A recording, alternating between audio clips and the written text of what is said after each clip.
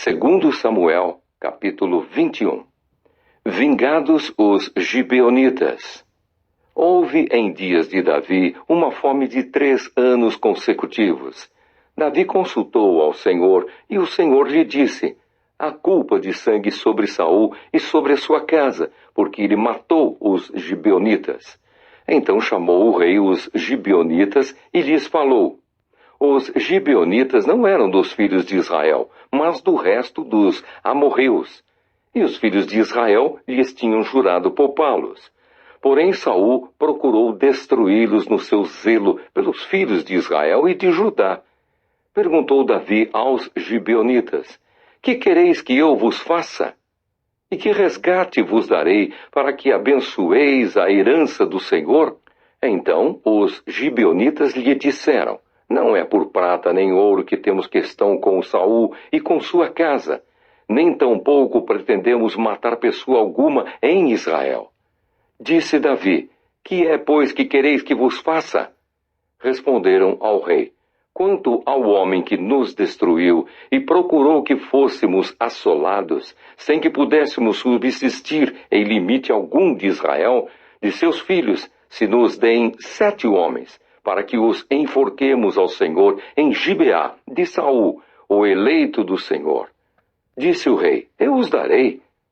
Porém o rei poupou a Mefibosete, filho de Jonatas, filho de Saul, por causa do juramento ao Senhor que entre eles houvera, entre Davi e Jonatas, filho de Saul.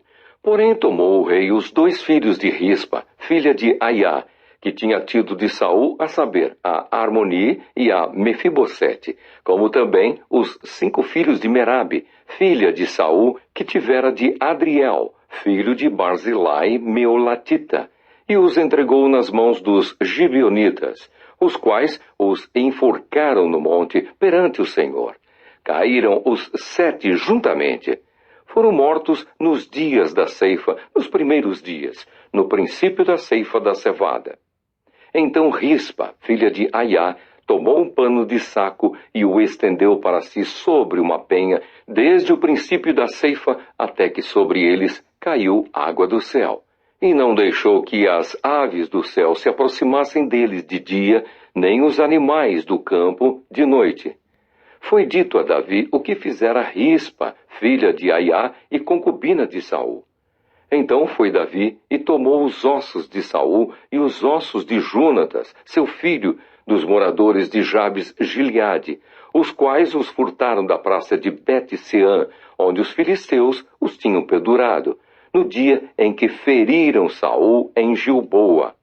Dali transportou os ossos de Saul e os ossos de Jonatas, seu filho.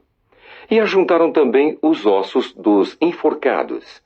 Enterraram os ossos de Saul e de Jonatas, seu filho, na terra de Benjamim, em Zelá, na sepultura de Quis, seu pai.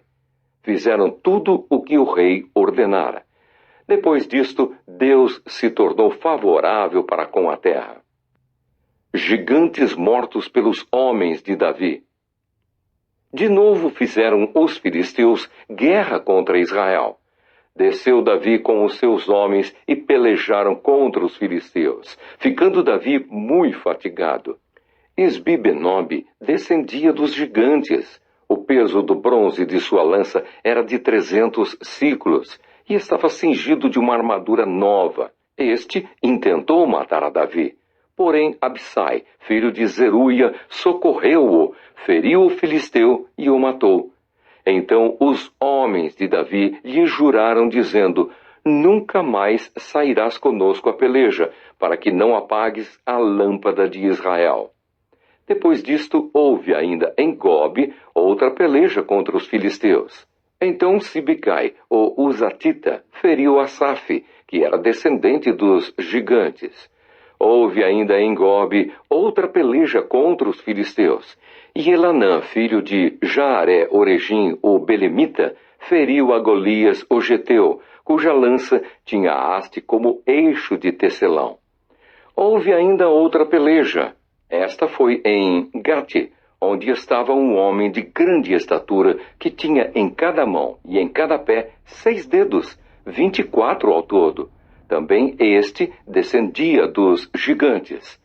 Quando ele injuriava a Israel, Jonatas, filho de Simeia, irmão de Davi, o feriu.